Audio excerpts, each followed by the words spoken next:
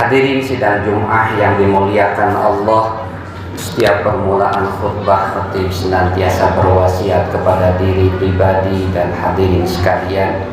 Mari kita senantiasa terus-menerus tiada henti-hentinya secara berkelanjutan, secara kontinus meningkatkan amaliyah ibadah kita, meningkatkan iman dan Islam kita, baik secara kualitas maupun kuantitas. Saat ini ada puluhan miliar penduduk alam kubur yang menyesali nasib mereka karena mereka melupakan kehidupan yang saat ini mereka alami. Kehidupan di alam barzakh mereka lupakan ketika mereka hidup, dan mereka baru tersadar ketika kematian sudah menjemput mereka. Ada sebuah kaul mengatakan, an-nasu niyamun wa idza matu intabahu. Manusia itu kebanyakan tertidur, dan ketika mereka mati baru kemudian mereka tersadar. Sayang, tersadarnya kematian telah datang, dan kematian tidak bisa ditawar kembali untuk kembali lagi ke alam dunia ini. Hadirin yang dimuliakan Allah, melanjutkan topik pembahasan tentang bagaimana strategi kita menjadi penikmat-penikmat sholat.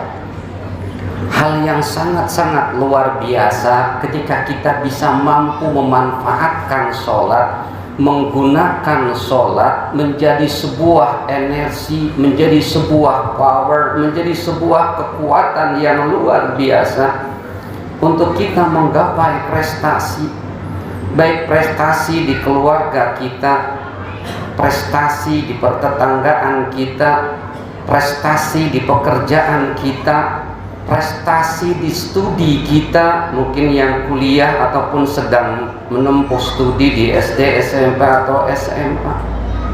Alangkah bahagianya, alangkah beruntungnya ketika sholat kita bisa gunakan itu sebagai media dan sarana untuk kita meningkatkan prestasi-prestasi tersebut.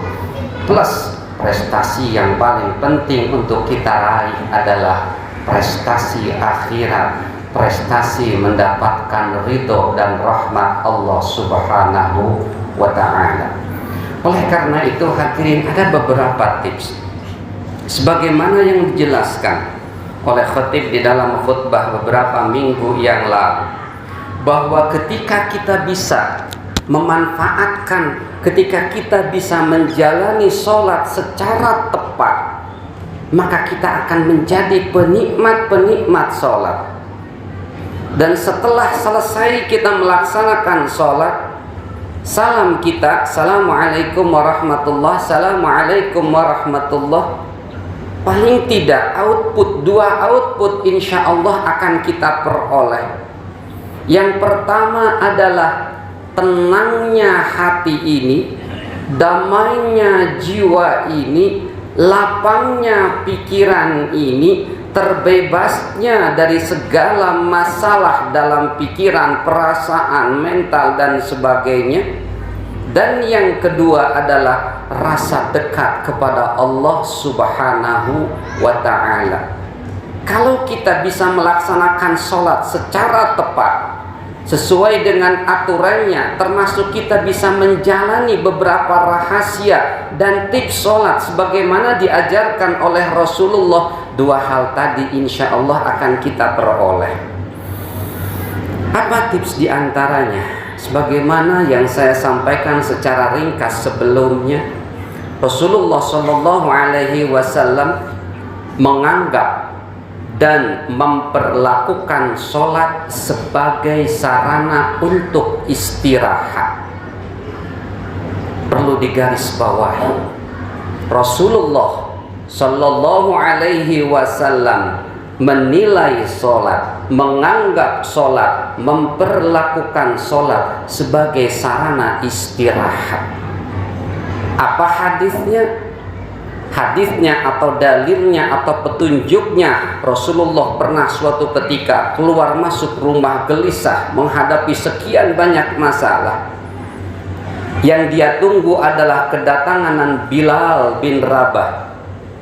Ketika Bilal datang, kemudian Rasulullah girang demikian bahagianya dan mengatakan, "Ya Bilal, arihna bis sholat." Wahai Bilal, istirahatkan kami dengan sholat. Jadi Rasulullah menilai sholat itu sebagai sarana istirahat. Bagaimana perilaku ketika kita istirahat? Tentu saja ketika kita istirahat tidak ada tegang. Kita rileks, kita santai. Ketika kita bertemu dengan Allah, kita demikian sangat santai, rileks, bahagia. Kita ketemu dengan kekasih kita Allah Subhanahu wa ta'ala. Tidak ada ketegangan yang diperlihatkan oleh wajah kita. Tidak ada ketakutan yang luar biasa diperlihatkan oleh badan kita. Tidak ada ketegangan, kekakuan yang diperlihatkan oleh gerak tubuh kita. Semuanya seperti seorang yang istirahat. Yang kedua, indikator istirahat dalam hal ini adalah istirahat dari memikirkan urusan duniawi. Sejenak dalam 5 menit, dalam 6 menit, atau mungkin kurang dari itu, kita lupakan urusan duniawi.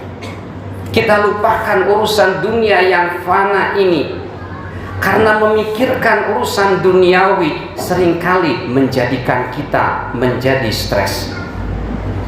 Tidak pernah ada di dalam sejarah orang yang memikirkan kehidupan akhirat kemudian menjadi orang yang stres, depresi, atau gila.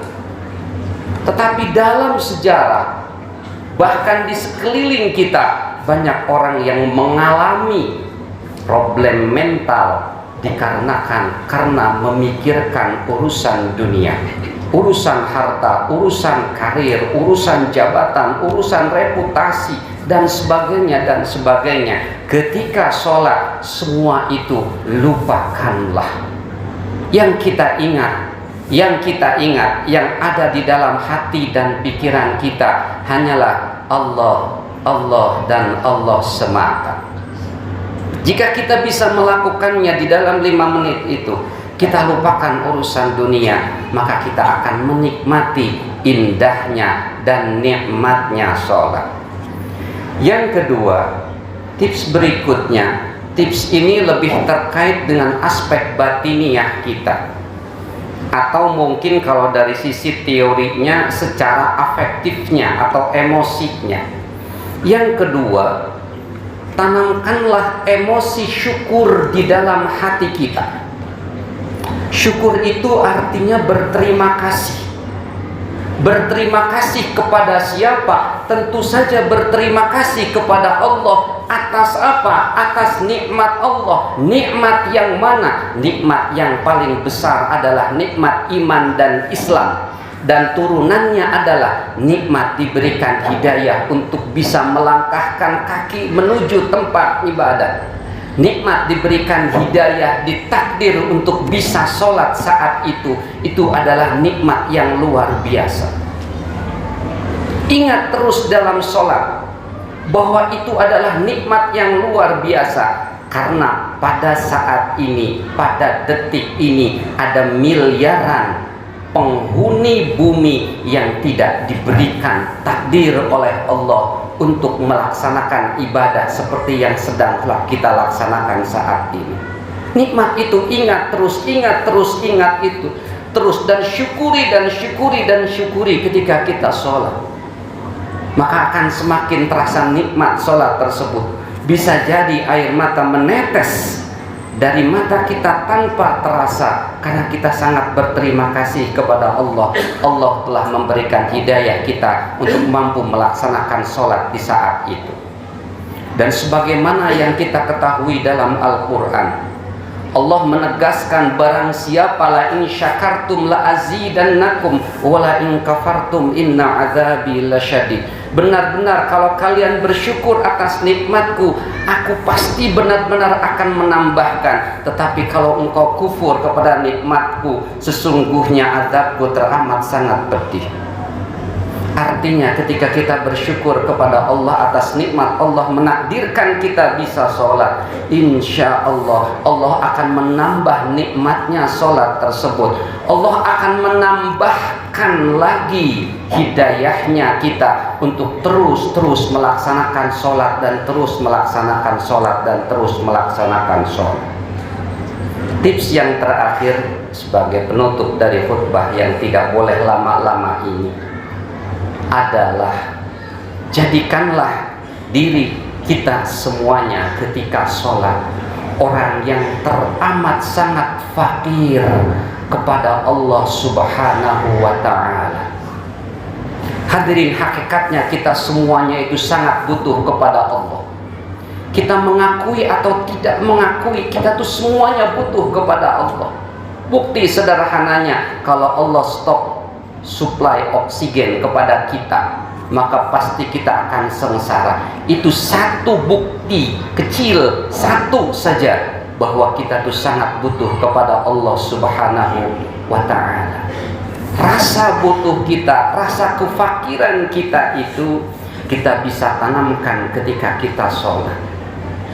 Ketika kita mengangkat kedua tangan, ketika kita mengingat Allah Subhanahu wa ta'ala, katakanlah, ikrarkanlah bahwa ya Allah, hamba ini hamba yang sangat kecil, hamba yang sangat membutuhkan dirimu, yang kami hamba ini tidak bisa berdiri sendiri, tidak bisa melakukan apapun kecuali Engkau berikan apapun yang kami butuhkan. Terus menerus rasa kefakiran itu tanamkan dalam jiwa kita ketika kita melaksanakan ibadah sholat. Maka insya Allah selesai sholat kita, damai dan tenang pikiran kita akan kita peroleh. Rasa dekat kita kepada Allah akan kita rasakan. Maka akan semakin dekat. Setiap sholat akan menghasilkan kedekatan. Setiap sholat akan menghasilkan kenikmatan, akan menghasilkan kedamaian. Maka pastilah kita akan mampu berprestasi, baik dalam kehidupan kita sehari-hari maupun insya Allah prestasi kita kelak di kehidupan akhirat nanti. Barakallahu li wa lakum fil Qur'anil Karim wa nafa'ani wa iyyakum bima fihi minal ayati wa dzikril hakim wa taqabbalallahu minni wa minkum tilawatahu innahu huwas samiul alim wa qur rabbighfir warham wa anta khairur rahimin.